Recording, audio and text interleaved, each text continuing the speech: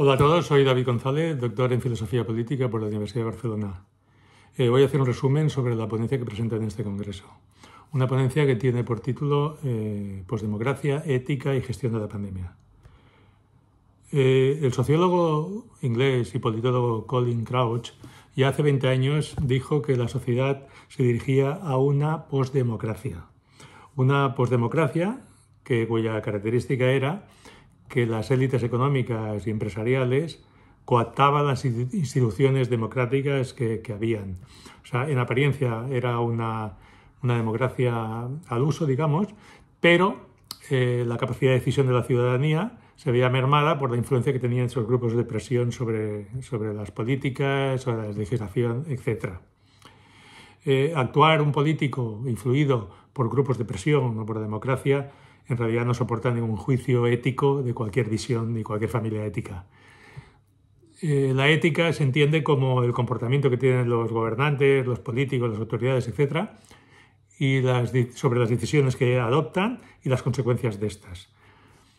El político tiene que priorizar el interés general y el bienestar de la ciudadanía sobre los objetivos, sobre las prioridades, sobre los intereses de unas minorías económicas que muchas veces son contrapuestos a los de la misma ciudadanía. ¿Cómo afecta todo esto en el día a día de las personas? Bueno, el día de las personas queda afectada porque las normativas siempre favorecen a los grupos económicos y muchas veces perjudican a la ciudadanía. Podemos ver innumerables ejemplos que ahora no hay tiempo de explicar. Pero, por ejemplo, en la gestión de la COVID. La gestión de la COVID fue una crisis importante, una crisis sanitaria de unas dimensiones tremendas,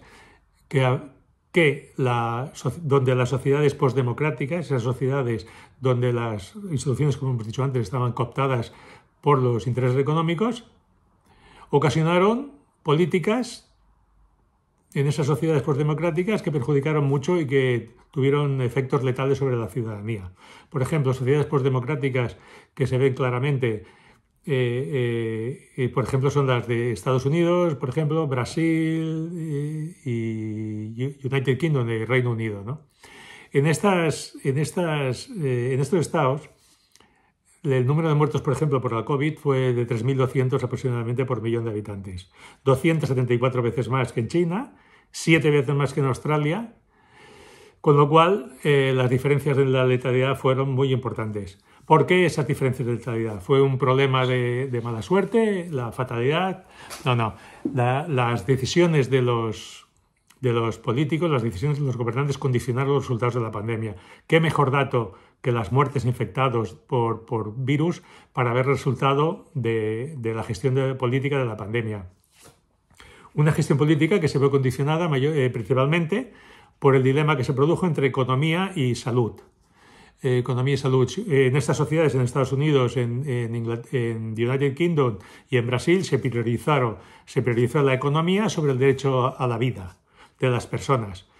Por ejemplo, Donald Trump, en principio fue un negacionista, negó los efectos de la pandemia, la consideraba una gripe y recomendó a todo el mundo que fuera a trabajar. La presión de los lobbies de las empresas obligaban a los políticos a tomar decisiones que perjudicaban a la ciudadanía. Por eso esas altas tasas de letalidad.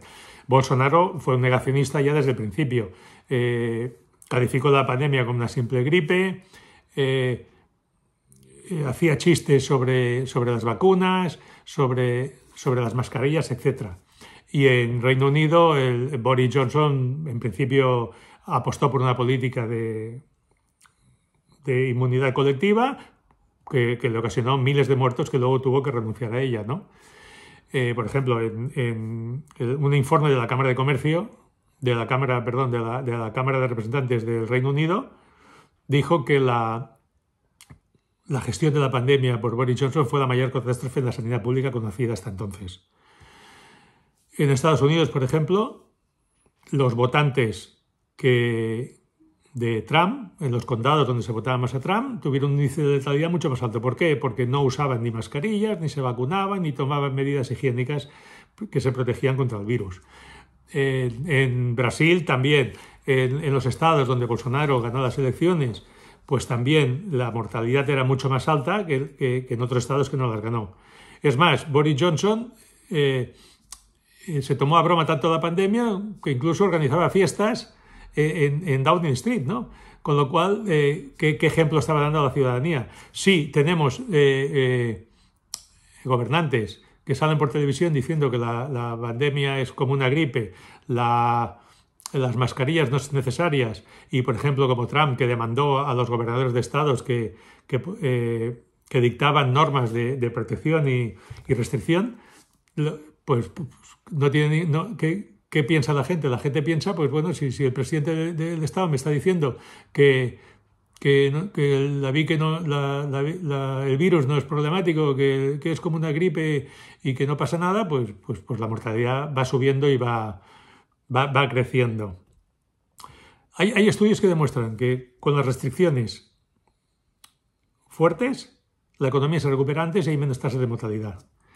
Hay estudios que demuestran también que las decisiones políticas en estos estados postdemocráticos condicionaron los resultados de la pandemia más incluso que el propio virus. O sea, las mismas decisiones políticas provocan más mortalidad que el propio virus, ¿no? Porque la gente, al no creer en las restricciones, pues hace que se circule más el virus, hay muchos contagiados, hay más muertes.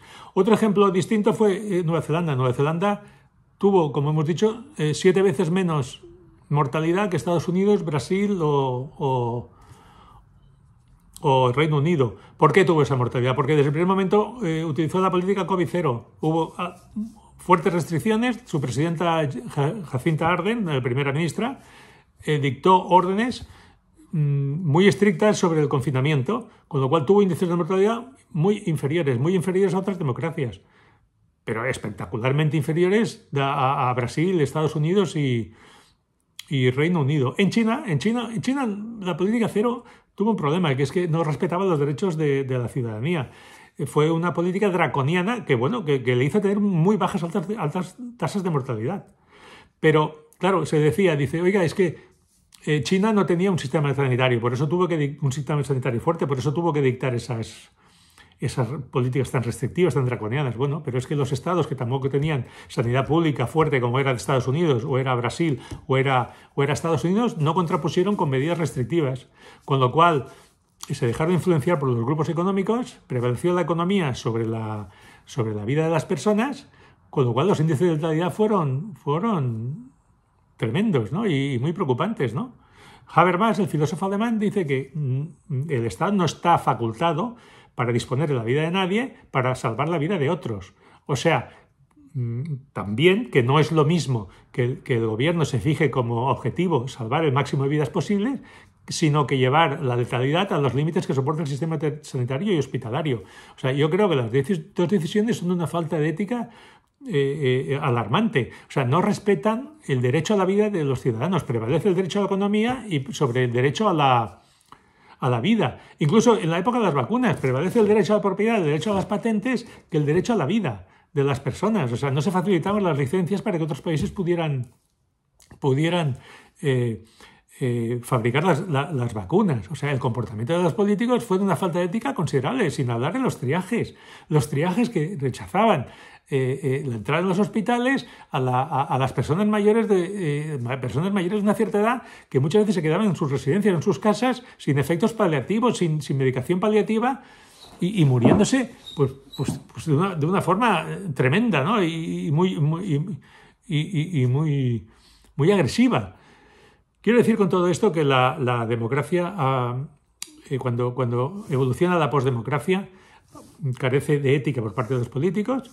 La ciudadanía no tiene ninguna incidencia en las políticas públicas e incluso genera polarización política. Veamos, por ejemplo, la pandemia, la polarización política que hubo en Estados Unidos. Las mascarillas, las vacunas se convirtieron en una cuestión política. Republicanos no aceptaban las mascarillas ni las vacunas, y en Bolsonaro lo mismo, la gente no aceptaba las vacunas, los que eran partidarios de Bolsonaro, cosa que al final sí que hicieron por ver los índices de mortalidad tan altas que habían. Hay una relación muy importante entre posdemocracia, ética y gestión de crisis. Una gestión de crisis que no se ve cada día, que no la podemos medir cada día. Sí que la pudimos medir en la pandemia porque los políticos estaban obligados a dar casi tenían que tener transparencia con los datos casi diariamente. Los números eran constantes. La gente se podía dar cuenta de los problemas que habían, ¿no? Cuando las gestiones por ejemplo, de vivienda, economía, políticas de educación, etcétera, no se ven los resultados nada más que cuando vemos estadísticas de año en año o trimestralmente. Pero las sociedades postdemocráticas no están funcionando.